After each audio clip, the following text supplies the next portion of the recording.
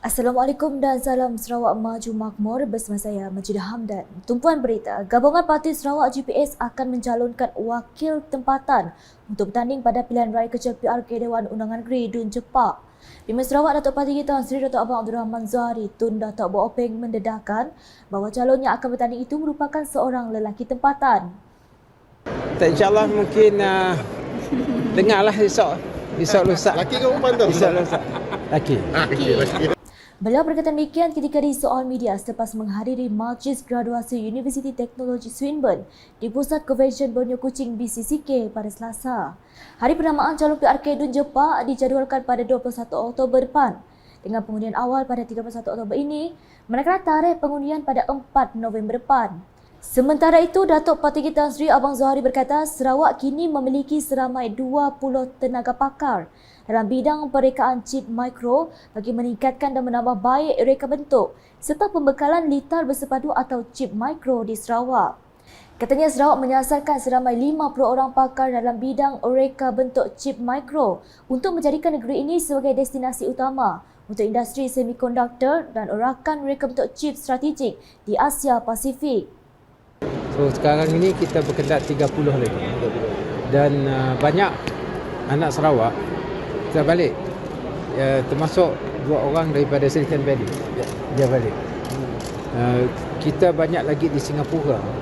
Ada bekerja di Singapura. Dan satu lagi tempat mereka bekerja ada di Taiwan, TSMC, Taiwan Semiconductor di Taiwan.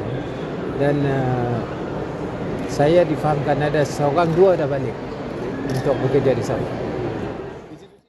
Tambah beliau lagi, kekangan daripada dasar pendidikan negara menyukarkan bidang reka bentuk chip mikro untuk diperkenalkan di universiti-universiti tempatan. Jadi kita ada advantage kerana kita mempunyai rakan kerja universiti di Australia. Sekarang Australia sudah ada bidang baru, they call it aerospace. Dalam pada itu, Datuk Parti Kita Seri Abang Zahari tidak menolak kemungkinan bahawa pihaknya akan mencadangkan Universiti Teknologi Swinburne, kampus Sarawak untuk bekerjasama dengan Universiti di Melbourne untuk memperkenalkan kursus baharu yang berkaitan dengan aeroangkasa dan pengeluaran komponen kapal terbang. Hari sama dalam majlis graduasi tersebut ialah Timbalan Pimpinan Sarawak, Datuk Amar Profesor Dr. Sim Koh Hian serta isteri Datin Amar Eun Ong Siok Eun, Ahli Majlis Universiti merangkap Lembaga Pengarah Universiti Teknologi Swinburne, Tan Sri Datuk Amar Dr. Abdul Aziz Datuk Hussain, Naib Chancellor merangkap Presiden Universiti Teknologi Swinburne, Profesor Pascal Quester, Pro Naib Chancellor merangkap Ketua Pegawai Eksekutif Universiti Teknologi Swinburne, Insinyur Profesor Lau Hing Ho serta Pengerusi Lembaga Pengarah Universiti Teknologi Swinburne, Datuk Amar Jaol Sameon. Berita seterusnya, acara larian jarak jauh Borneo Ultra Blue Trail BUBT Run bakal menemui peminat aktiviti riadah lasak pada 29 Oktober 2023 ini di Dewan Bainah Padawan.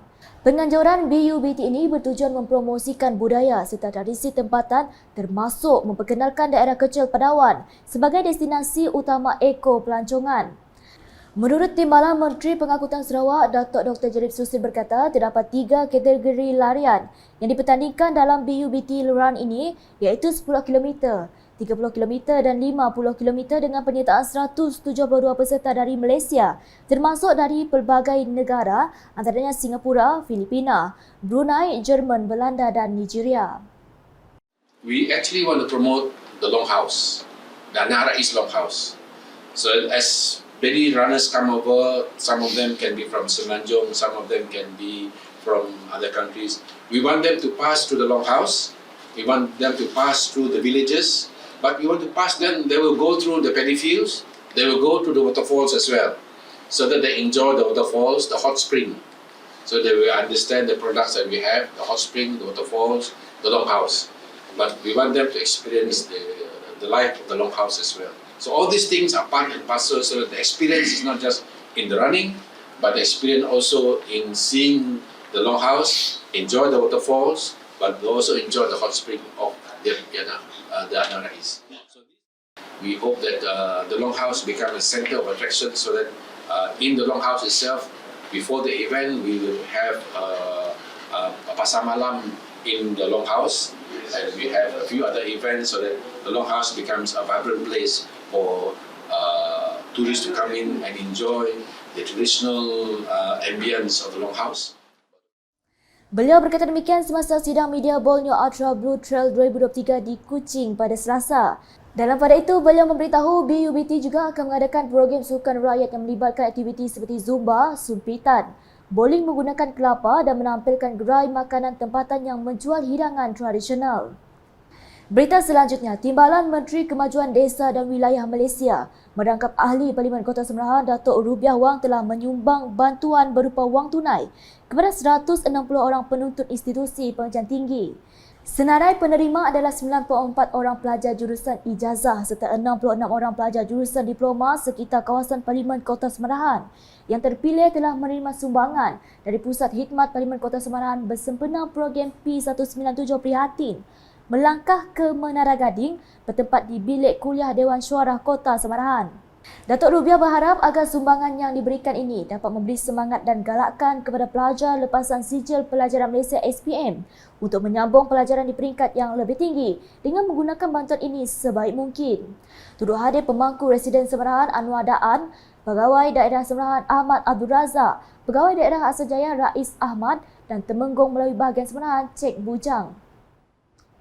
Di Betong pula, pembelajaran sepanjang hayat PSH membantu individu untuk terus belajar, mengasah kemahiran dan mengejar kecemerlangan dalam kehidupan mereka, menjadikan mereka lebih selari dengan perubahan-perubahan dalam dunia moden yang cepat berkembang. Ahli Parlimen Betong Dr. Richard Rapu berkata, PSH amat penting bagi setiap individu untuk sentiasa mengemaskini pengetahuan dan kemahiran yang dimiliki selaras dengan perkembangan dunia yang sentiasa berubah.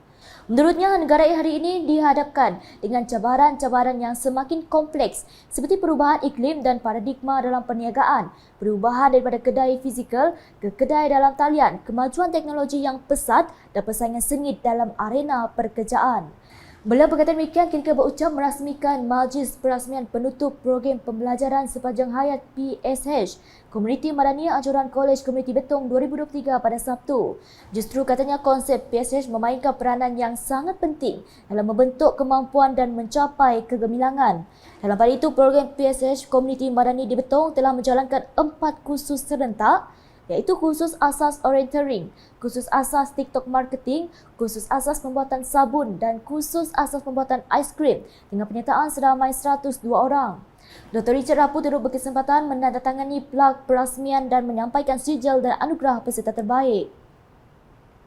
Manakala di Mukah, dengan sebanyak 8 pasukan memulakan kempen kejalanan Piala Tun Pen Sri Abdul Taib yang membuka tirainya pada Isnin hingga 22 Oktober 2023. Perasmian kejalanan berprestij itu disempurnakan oleh Ahli Dewan Undangan Negeri Adun Talian Royston Valentine pada aksi pembukaan di antara Mukah selaku tuan rumah kumpulan B menentang Surian di Stadium Mukah. Untuk rekod, kesemua 8 pasukan tersebut layak dari kejalanan Liga Bola Sepak Lelaki SSC FAS B20 2023 yang telah diadakan sebelum ini. 3 lagi perlawanan pembukaan diadakan di venue lain ialah Sri Aman B menentang Miri di Padang KPSU Mukah, Sibu menentang Serike di Padang MDDM dan Bintulu B menentang Kuching di Padang UiTM Mukah dengan kesemua perlawanan bermula serentak pada jam 3.30 petang. Dalam sidang media, Royston mengucapkan tahniah dan terima kasih kepada jawatankuasa penganjur kerana telah berjaya menghidupkan semula Piala Tun Pen Sri Taib selepas 19 tahun yang dulu dikenali sebagai Piala Datuk Taib, di mana Mukah adalah juara terakhir pada tahun 2004. Katanya ini adalah satu petanda yang baik untuk pembangunan bola sepak di negeri Sarawak untuk generasi muda di bawah 20 tahun. Kejohanan ini berformatkan Liga Kumpulan di mana pasukan Serian, Mukah B, Sri Aman B dan Miri telah diundi dalam Kumpulan A. Manakala Kumpulan B terdiri dari pasukan Sibu, Serike, Bintulu B dan Kuching. Sementara keputusan penuh perlawanan pertama menyaksikan Serian mengatasi Mukah 4-3, Miri menang ke atas Sri Aman dengan 3-0, Serike menewaskan Sibu 2-0 dan Kuching menundukkan Bintulu 2-1. Sekian edisi malam bersama saya Majidah Hamdan. Berita lebih lanjut boleh didapati di semua platform media sosial UKAS termasuk portal ukas.sarawak.jpmy dan UKAS channel di YouTube. Sebelum mengakhiri berita UKAS, saksikan Majlis Convocation Swinburne 2023 yang dihadiri oleh Primer Sarawak pada Selasa. #Saluran Informasi Rakyat. Salam UKAS.